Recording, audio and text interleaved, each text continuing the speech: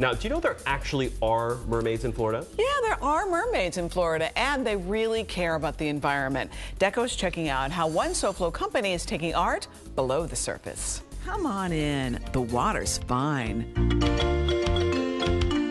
There's an underwater art gallery waiting to be explored off the coast of Palm Beach. The 1000 Mermaids Artificial Reef project is an EcoArt, coral restoration, and ocean conservation initiative. Think of it as art with a purpose.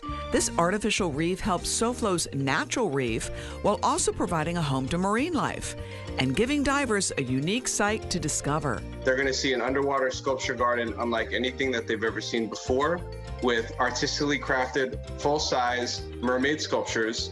We also have a variety of memorial reef sculptures.